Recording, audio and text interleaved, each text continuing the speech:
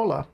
Hoje nós vamos iniciar mais um capítulo do nosso curso, o capítulo 15 do nosso livro do Halliday, Fundamentos de Física, e esse capítulo é sobre oscilações. Vamos discutir então? Bom, vamos começar aqui falando sobre o movimento mais simples que a gente pode descrever, o modelo matemático mais simples para descrever oscilações, que é o movimento harmônico simples. Esse movimento harmônico simples, para começar a discutir esse movimento, vamos pensar sobre oscilações no nosso dia a dia. Alguns exemplos de oscilações que a gente já pode ter visto são uma criança num balanço, por exemplo, né, pêndulos que a gente já tenha visto oscilar, algum objeto preso a uma mola. São exemplos típicos de oscilações simples, né? Outros mais complexos seriam a vibração de uma corda, por exemplo, a oscilação de uma corda, a oscilação de um objeto, né, que recebe, por exemplo, um impacto e aí produz até algum som, eventualmente. Esse tipo de sistema não vai ser discutido no nosso curso, né, vai ficar para outros cursos mais para frente. Mas esses primeiros que eu discuti, eles vão poder ser tratados pelo modelo que nós vamos descrever aqui no nosso curso. O primeiro exemplo que eu queria discutir é o exemplo do massa-mola. Então, primeiro vamos imaginar o movimento de uma massa que é presa em uma mola. Mola essa que está dentro do regime da lei de Hooke, e esse bloco, essa massa está sobre uma superfície na qual não tem atrito, essa mola está presa aqui numa parede e o sistema é colocado para oscilar. Tá? Como que vocês imaginam seja o movimento desse sistema? Okay? Deem uma pensada um pouquinho, se for o caso, ou pausa esse vídeo, que eu vou agora demonstrar, montar com vocês esse sistema usando o software Algodo, que é o software que eu uso bastante nas minhas aulas. Então eu vou destacar aqui que a gente vai usar o Algodo. Opa, não é negrito, é essa aqui. E vamos agora lá para o software. Chegando aqui no Algodo, eu vou tomar algumas providências, né? Porque o nosso modelo ainda é simples, ele é bastante idealizado. Então não tem atrito com o ar, eu vou tirar aqui. Também não tem atrito com o solo, eu vou tirar isso daqui a pouco. Então vamos acoplar aqui uma massa, ó, quadradinho, e essa massa vai estar presa a uma mola. Está aqui a nossa mola, até lá. Tá? Eu vou pegar e idealizar aqui o nosso sistema, né? Essa mola aqui, por exemplo, ela não tem amortecimento. Eu vou tirar aqui. E esse bloco, ele não tem atrito. Vou tirar aqui a fricção dele e do chão também. Sem atrito. Sem atrito e com uma mola que não dissipa energia. Bom, eu vou esticar aqui essa mola, movendo o nosso bloco um pouquinho para a direita, e vamos olhar o movimento desse sistema. Ok. Acredito que seja o que vocês esperariam. Né? Agora, imagine que a gente pudesse pegar um lápis, por exemplo, uma caneta, prender nesse bloco. Esse lápis ou caneta iria acompanhar o seu movimento. E eu iria passando aqui um rolo de papel, né? Eu ia passando um papel para ser marcado por esse lápis ou essa caneta. Isso iria resultar num certo padrão nesse papel. Tá? Padrão esse que deve se assemelhar a uma curva harmônica, né? Deve ter uns picos, uns vales e tudo mais. Aqui eu tenho como mostrar direto qual que seria o resultado desse procedimento, tá? Porque eu posso registrar aqui essencialmente a posição X do nosso bloco, em função do tempo, né? Essencialmente isso seria o gráfico que eu estou falando. Tá? E aí, vamos ver como é que ficaria, ver se é isso que você esperaria.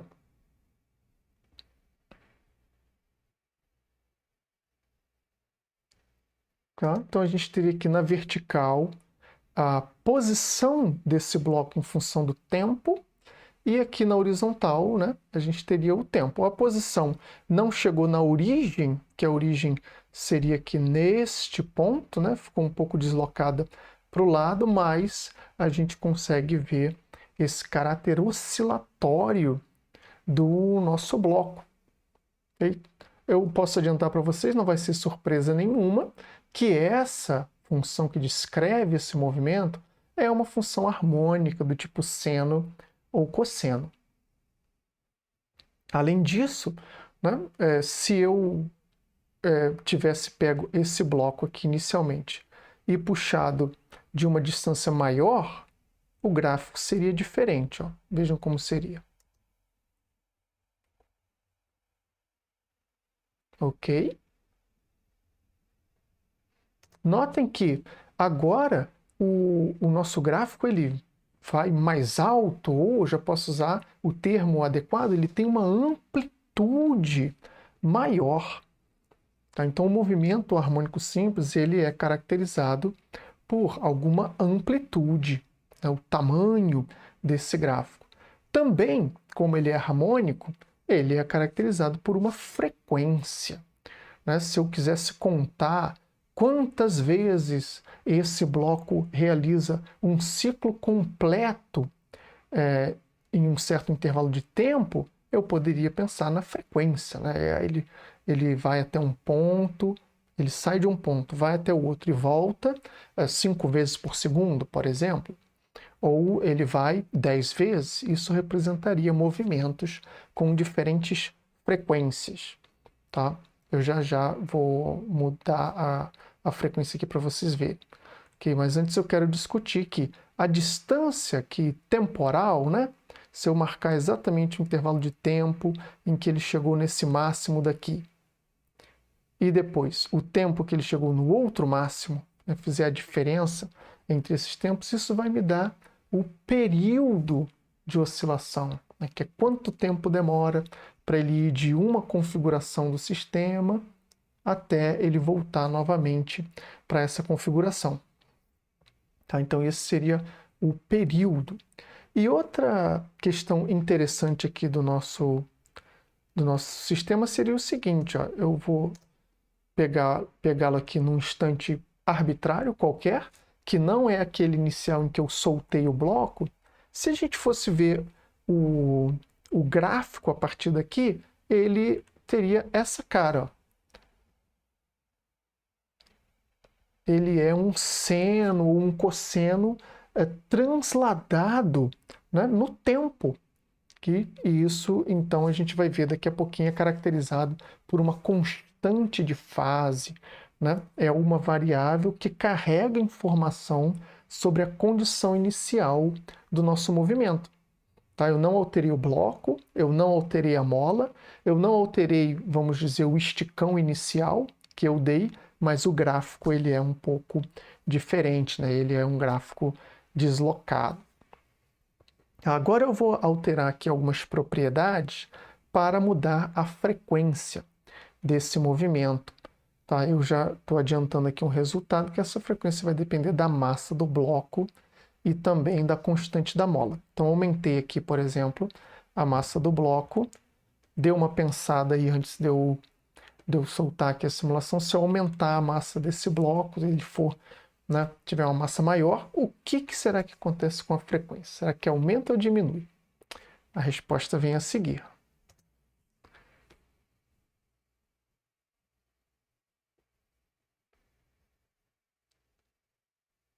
Okay? Então, nesse caso, né, a frequência aqui ela ficou menor. Né? O período ficou maior, leva mais tempo para ele ir até um outro lado e voltar, mas a frequência ficou menor. Então, quanto maior a massa, menor é a frequência. Tá? Outra maneira de alterar também a frequência é através da constante da mola. Tá? Se eu pegar aqui agora e endurecer muito essa mola, ó, vou deixá-la aqui algumas vezes maior. O que será que acontece com a frequência nesse caso? Vamos ver aqui. Ó. Agora a frequência ficou maior, né? Tem mais cristas por unidade de tempo no nosso gráfico do que tinha antes.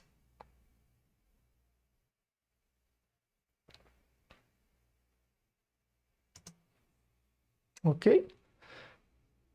Bom, vamos voltar lá para nosso bloco de notas para a gente poder colher algumas dessas conclusões. Então, ó, eu vou colocar aqui um pequeno glossário para a gente poder registrar o que a gente viu. Por exemplo, a primeira coisa que eu queria registrar aqui para a gente é que nós vimos que existe então o conceito de amplitude. Né? Era aquela altura no gráfico que mudou quando eu estiquei mais a mola na nossa simulação.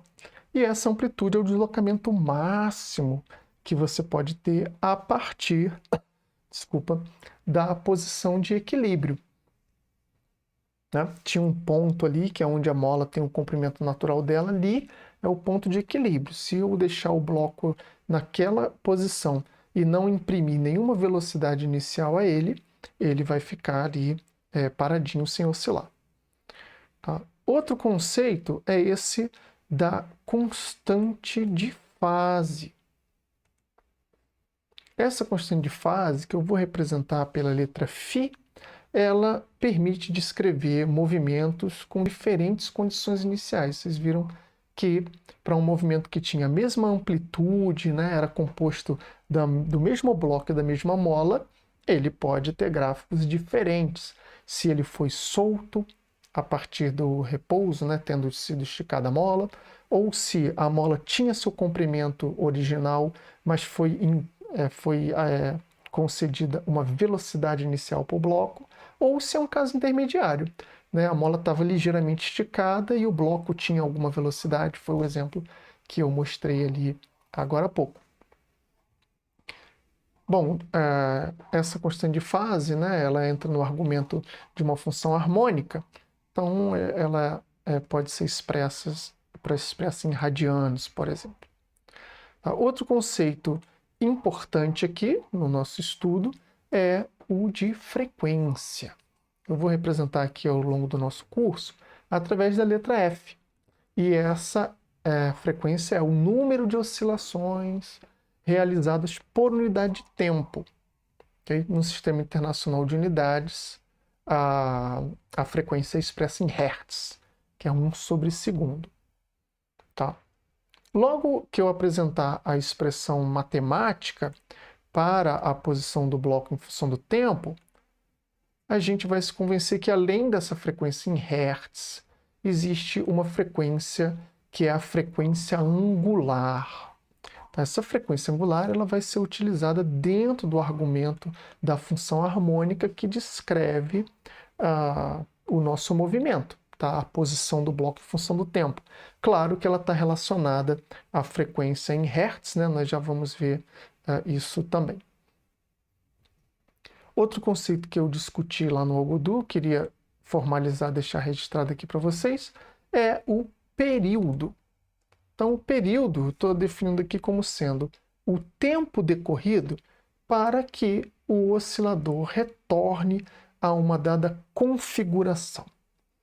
Tá? E eu usei aqui a palavra configuração para caracterizar que esse tempo tem que levar o sistema, ou trazer de volta, a mesma posição e com a mesma velocidade.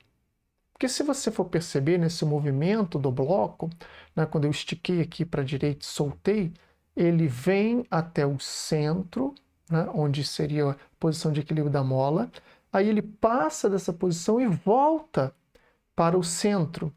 Então, se eu considerasse esse tempo que demora para sair aqui do centro e até um lado e voltar, eu não teria um período de oscilação.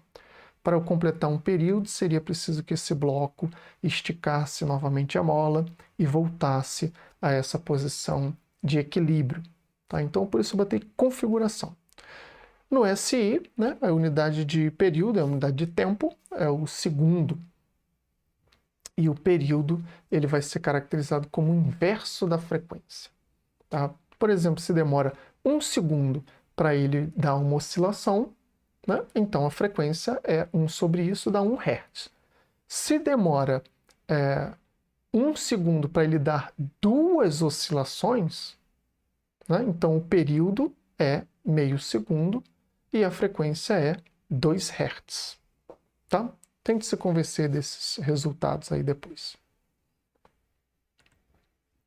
Bom, vamos aqui direto ver. Então, qual que é a expressão que descreve a posição desse bloco em função do tempo? E sem muito mais mistério, né? É o x de t, o x de t. Ele, então, é igual a alguma amplitude, é um número que multiplica uma função harmônica. Função essa que eu escolhi aqui ser o cosseno. E esse cosseno tem uma dependência com o tempo, né? Porque a gente viu que à medida que vai passando o tempo, naquele gráfico que eu mostrei era no eixo x, né? Ia aparecendo a dependência com o cosseno, ou com uma função harmônica genérica, né? Então é o cosseno de cosseno do tempo mais uma fase. Esse tempo, ele, como a gente viu ali em cima, tem dimensão de segundo, não pode aparecer, né, uma quantidade dimensional dentro do argumento de uma função. Então tem ali esse ômega, né, que no caso é a nossa própria frequência angular, que eu comentei anteriormente, multiplicando o tempo para que a nossa expressão esteja correta. Tá? Você pode se convencer que é uma equação como essa, com valores ajustados de amplitude e fase, e também, claro, da frequência, descreveria aquele movimento do bloco que a gente viu lá no Algodo. Agora, se essa função é harmônica, ela se repete no tempo, e como eu sugeri antes, após um período, ela leva o sistema novamente a uma dada configuração.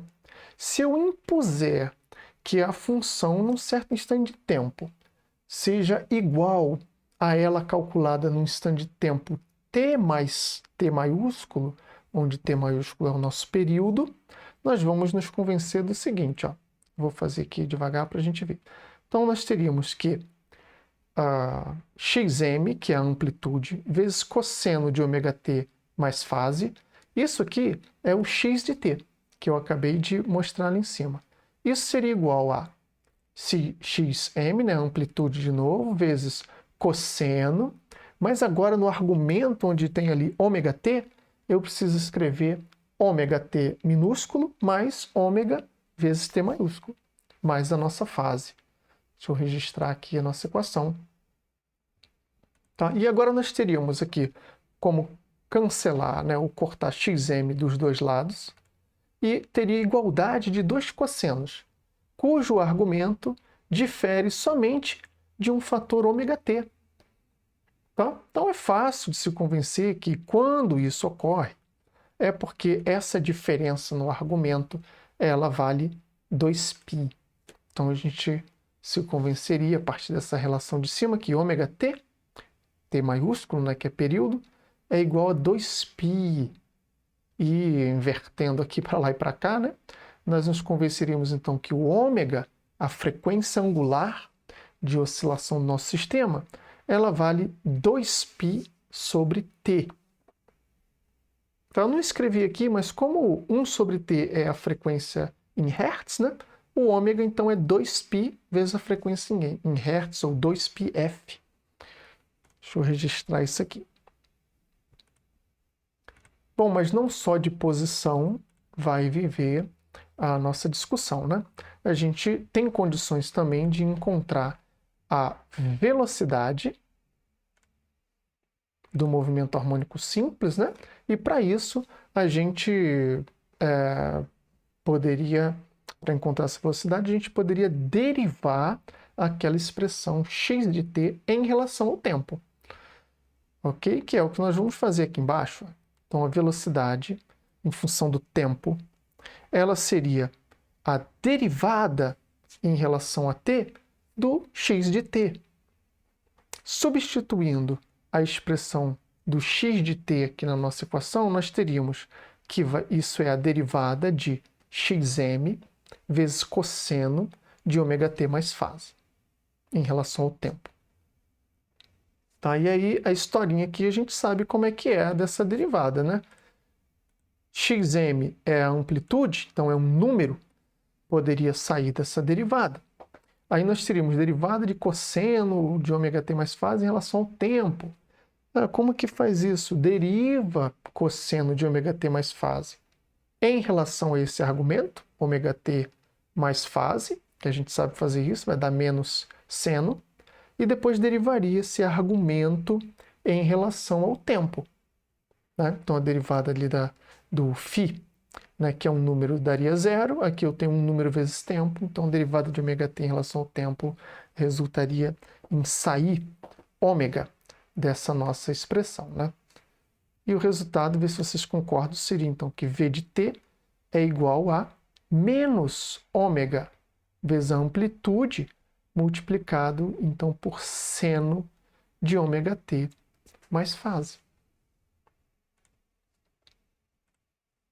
Okay? Essa é a expressão, então, da velocidade. Analogamente ao que a gente viu para a posição, a gente pode interpretar essa quantidade aqui, né, menos ômega xm, como sendo a...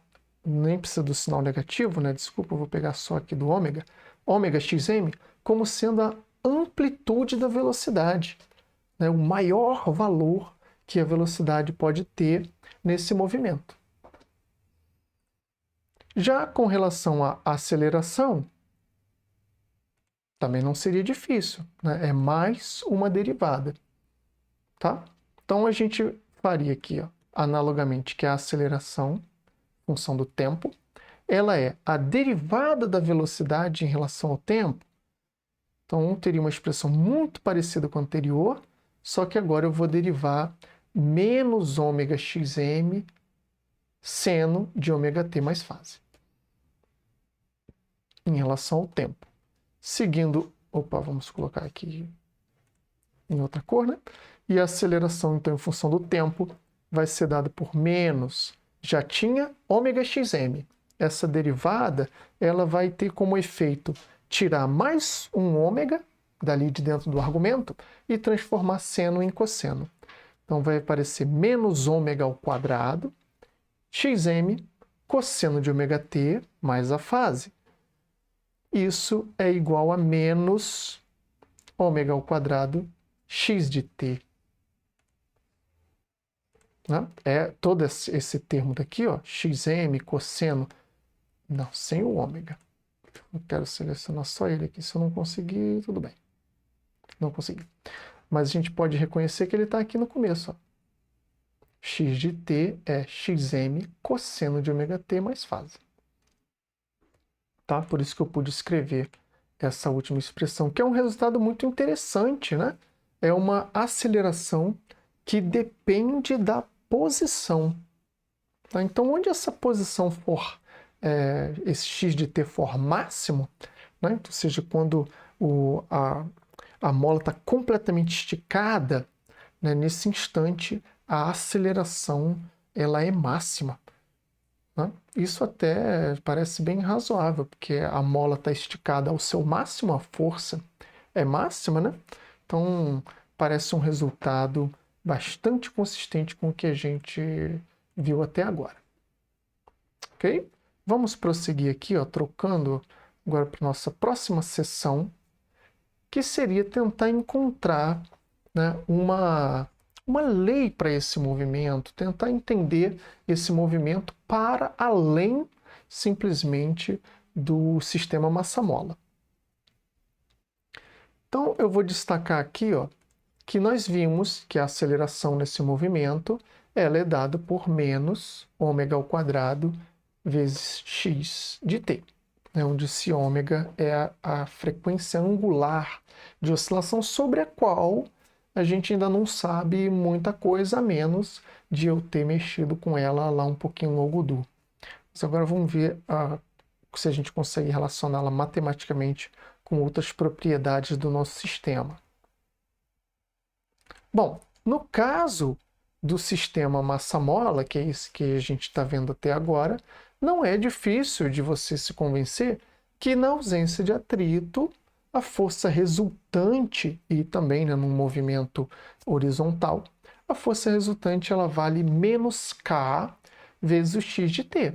É simplesmente a força da mola dada pela lei de Hooke. Então, no caso aqui desse sistema, aplicando a segunda lei de Newton, né, que aqui nem vai precisar ser completa em termos de derivada do momento linear, eu vou usar F igual a ma mesmo, então a força resultante ela seria igual a massa vezes a aceleração, o que nos leva a força resultante é menos kx, foi o que a gente acabou de ver, e m vezes a é massa vezes a aceleração nesse movimento, está ali na nossa primeira linha. É menos ômega ao quadrado vezes x de t. Bom, esse x aqui, né, eu poderia cancelar essencialmente dos dois lados, né? É a mesma expressão. Se você não gostar dessa ideia, pensa que ele estaria escrito em termos de seno e cosseno, então teria um número vezes seno de um lado igual a outro número vezes seno do outro, ou mesmo seno. Então, para que esses números sejam iguais, então esses dois termos aqui deveriam ser iguais, tá? E aí nós teríamos K, então, igual a m vezes ômega ao quadrado, que é o que saiu daqui, né, de sumir com o x. O que nos leva, então, a que essa frequência angular ômega, ela vale raiz de K sobre m. Né? Se eu passar esse m dividindo, tirar a raiz, essa seria a nossa conclusão. E, consequentemente, também poderia escrever que o período que está relacionado com a frequência angular como? Um vezes o outro é igual a 2π. Tá? Então, o t, período, é igual a 2π vezes a raiz de m sobre k.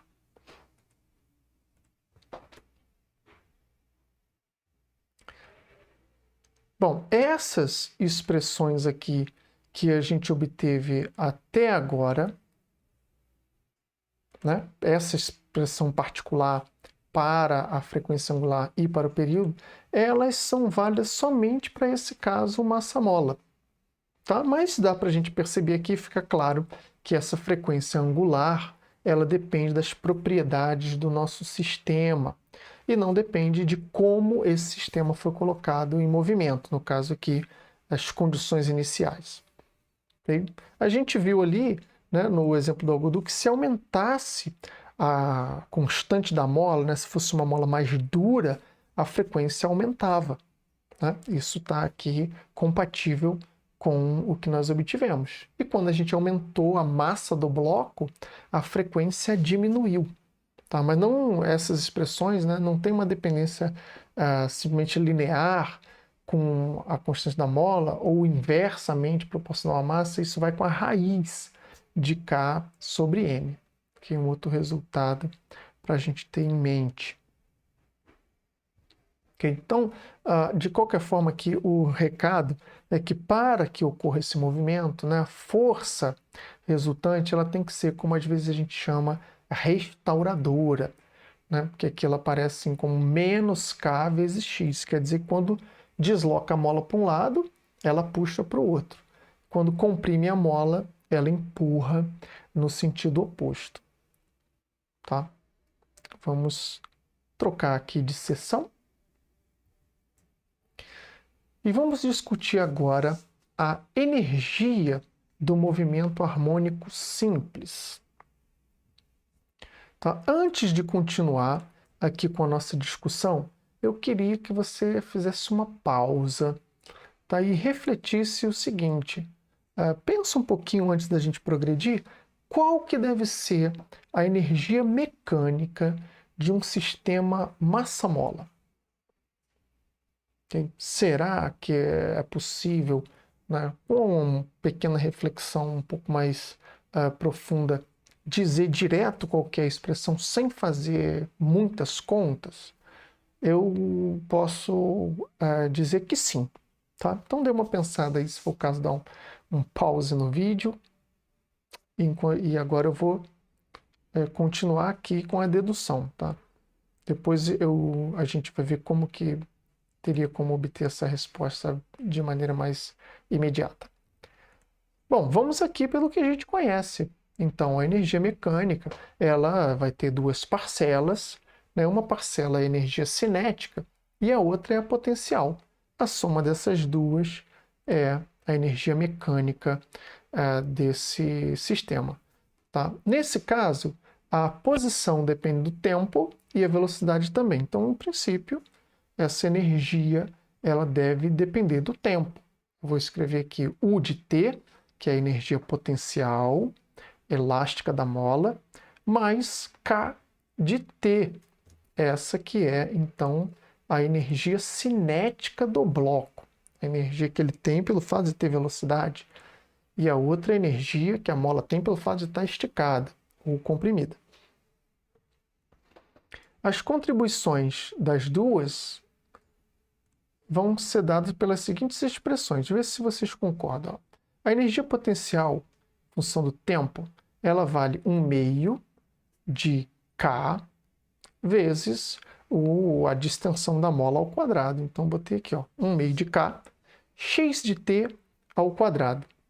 Tá? Onde esse x de T representa uma distensão ou compressão da mola em relação ao seu comprimento natural. Substituindo a expressão de x de t, nós vamos ter que a energia potencial da mola é 1/2 de K, xm ao quadrado, ou seja, a amplitude do movimento ao quadrado, vezes cosseno ao quadrado de ômega-t mais fase. Vamos trocar a cor disso aqui. Então, K de t é igual a 1/2, agora a gente está vendo a energia cinética, né? Então ela vai com 1/2 de m vezes a velocidade do bloco ao quadrado, então 1/2 de mv ao quadrado, e isso aqui é igual, então 1/2 de m, quando substituir a velocidade, vai dar ômega ao quadrado vezes xm ao quadrado vezes seno ao quadrado de ômega-t mais fase. Então, muito parecida com a expressão da energia potencial, só que trocou aqui cosseno por seno, e onde tinha K aqui apareceu m ômega ao quadrado.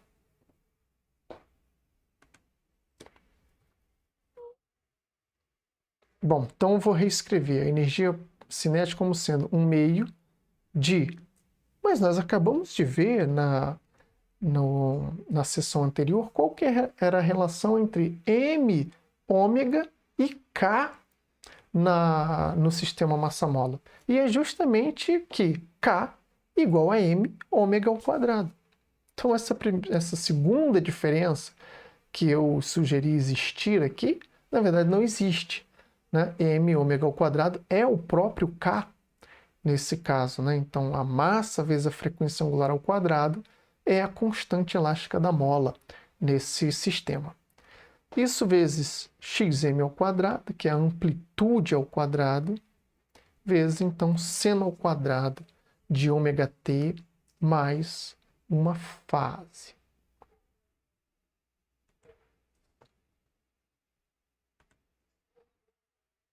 Ok. Combinando esses dois resultados, né, que a soma deles é a energia mecânica, que a gente está interessado aqui nessa nossa seção, nós vamos ter que a energia, em função do tempo, ela vai ser 1/2 de K xm ao quadrado, vezes cosseno ao quadrado de ômega-t mais fase, ainda está aqui na nossa tela, essa é a energia potencial elástica, mais 1 meio de, com essa nossa substituição, ficou K xm ao quadrado vezes seno ao quadrado de ômega t mais fase. Essa é a nossa energia cinética. E o que nós obtivemos aqui, então, ó, eu tenho um termo, 1 meio de K xm ao quadrado vezes cosseno ao quadrado de alguém, mais 1 meio de K xm ao quadrado vezes seno ao quadrado do mesmo alguém que eu tinha antes. Bom, se eu colocar então esse termo em evidência, eu vou ficar com cosseno ao quadrado de um ângulo mais seno ao quadrado desse mesmo ângulo, e a gente sabe que o resultado dessa soma é 1. Consequentemente, a energia mecânica desse sistema, ela não depende do tempo e vale 1 meio de K xm ao quadrado, ou seja, 1 meio de K vezes a amplitude ao quadrado. Bom, isso era esperado? Eu argumento que sim. Né? Por que isso? Que essa quantidade ela é exatamente a energia potencial que a mola tem quando ela está completamente esticada. Quando ela está completamente esticada, o deslocamento vale a amplitude.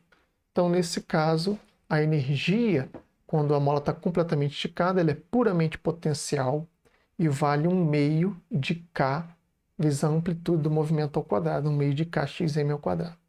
Então, se lá no começo dessa sessão nós tivéssemos pensado que nesse sistema, como não tem atrito, não tem dissipação nenhuma na mola, a energia mecânica é conservada. Então, nem precisaria muito escrever aquelas expressões em função de tempo, tá? Mas a gente fez da maneira mais isenta possível.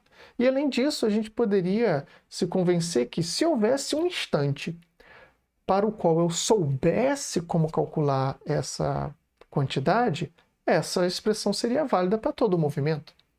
Tá? Então, se a gente tivesse todas essas ideias lá no começo, a gente se convenceria que calcular a energia desse sistema, quando a mola está completamente esticada, nos forneceria direto a energia mecânica do sistema, tá? Quando essa mola estivesse esticada ao seu máximo. Eu vou voltar aqui no Algodo para a gente poder discutir um pouco mais sobre agora a energia. Tá? Então, para isso, vamos ver se eu já estou na configuração inicial. Vamos voltar aqui um pouquinho.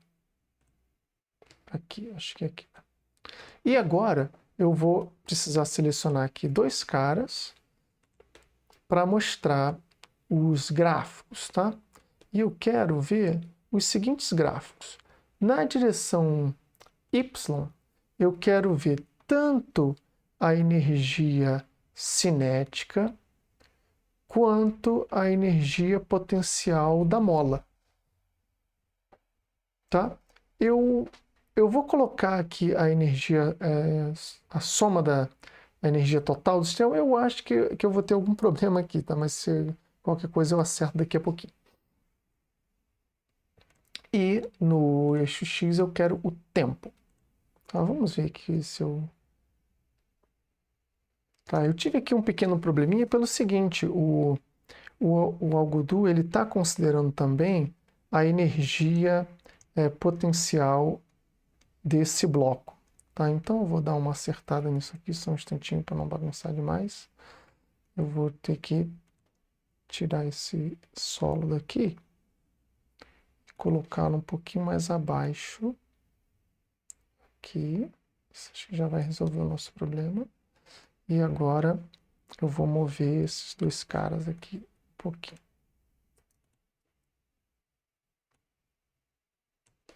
Vamos ver se agora vai. Ah, agora sim. Tá? Vamos dar uma abertura aqui nesse gráfico para a gente poder vê-lo melhor, que agora ele é o nosso interesse, né? Aqui, bom, eu não sei se está muito bom para vocês lerem aí, tá? Essas cores, mas essa primeira cor aqui, esse verde, meio sapo, ele é a energia cinética do nosso bloco. E esse meio laranja aqui é a energia potencial da mola. E aqui nesse último, que é tipo um rosa, é a energia mecânica, que nesse caso é a soma das duas. Vocês podem ver que quando a energia cinética aqui então é máxima, né, o bloco está com a sua maior velocidade, isso ocorre quando a mola está exatamente com o seu comprimento natural. Então a energia potencial, nesse instante, ela é nula, ela vale zero. Depois essa energia cinética ela vai sendo convertida em potencial, como? Vai diminuindo a velocidade do bloco à medida que a mola é comprimida, né, ou esticada, dependendo de qual etapa do movimento a gente está vendo. Tá? Ela vai então diminuindo e nesse instante ó, a energia potencial começa a subir. Okay? Aqui o ponteiro está sempre querendo mostrar para a gente a tangente em cada ponto, tá? Mas isso não vai nos atrapalhar muito não. Okay? Então está sempre convertendo a energia cinética em potencial, potencial em cinética, a soma das duas, que é a mecânica, ela está aqui, ó, sempre com o mesmo valor, não dependendo do tempo. Tá? Eu vou colocar de novo aqui esse gráfico e agora eu vou deixar um pouquinho mais lento para a gente tentar perceber o que está acontecendo. Eu vou botar aqui um span de tempo menor. Acho que vai permitir a gente visualizar melhor o que está acontecendo. Vou botar aqui mais devagar. Metade da velocidade. Ainda está muito. Esse movimento está um pouquinho rápido, né?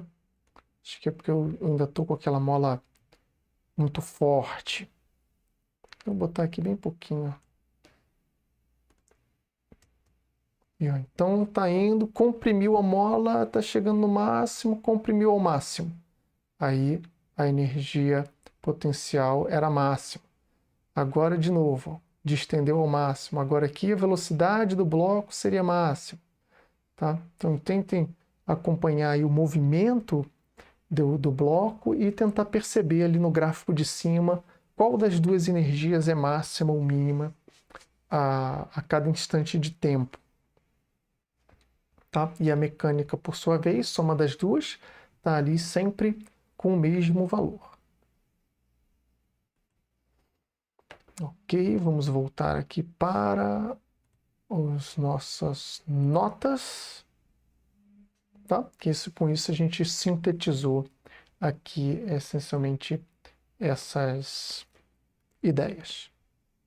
Bom, agora vamos ver um outro exemplo que ainda é parecido com o que a gente viu, mas é num outro contexto, que é o de um oscilador harmônico simples, só que angular. Tá? Então, um oscilador harmônico simples angular está representado aqui nessa nossa figura, aqui na nossa figura, e ele consistiria, né, de, por exemplo, um disco que você conseguiu equilibrar ali com um pequeno fio em suspensão, tá? E esse fio está preso a uma extremidade fixa. O resultado é que quando você tentar girar esse disco, né, de um certo ângulo, seja para um lado, seja para o outro, como está representado aqui, né?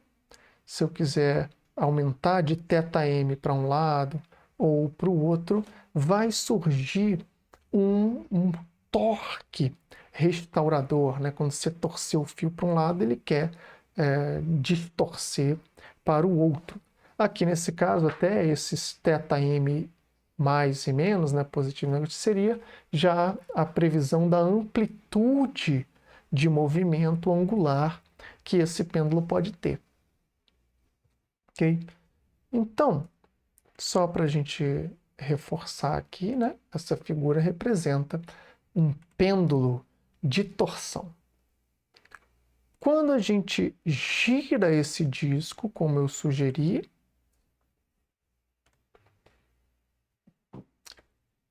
o fio ele produz uma tensão né, que faz com que o sistema realize um movimento harmônico simples. Tá? Essa tensão ela produziria um torque restaurador, ela tende a girar o disco para a posição de equilíbrio. Bom, o torque, nesse caso, ele seria dado pela seguinte expressão. Estou representando aqui pela letra tal, e esse torque tal ele seria igual a menos uma constante kappa multiplicado pelo ângulo θ, né, que é de quanto esse disco foi girado. E esse kappa, então, seria chamada constante de torção, é o análogo da constante elástica da mola, né, que é para distorções no tamanho da mola. Esse kappa é análogo a esse K, constante elástica, só que agora para uma torção. Tá? Então, quanto maior esse valor, por exemplo, maior é o torque restaurador para um mesmo θ. Bom, a gente também sabe tratar a dinâmica de rotações, né? E a segunda lei de Newton, então, para a rotação, né, o análogo de segunda lei de Newton seria o seguinte, seria o FMA para rotações, ele a força é substituída aqui em rotações pelo torque,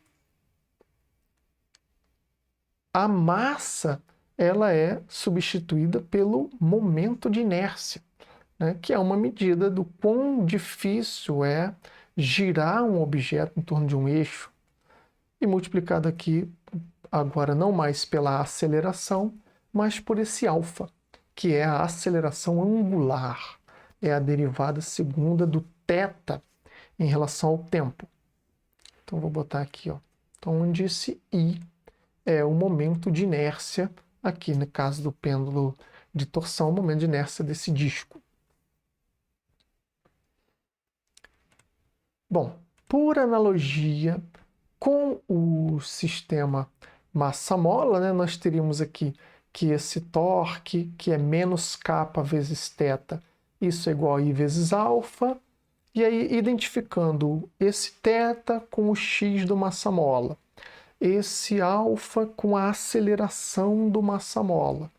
Bom, a equação seria muito parecida, para não dizer a mesma, só que trocando algumas letrinhas, por exemplo, o x por θ, o m pelo momento de inércia e o k, constante elástica da mola, por esse kappa. Bom, feitas essas associações, não é difícil de se convencer que o período, então, para este oscilador angular, né, oscilador harmônico simples angular, é 2π raiz de I sobre kappa, análogo ao que nós obtivemos para o massa-mola, que era 2π raiz de m sobre k. Ok?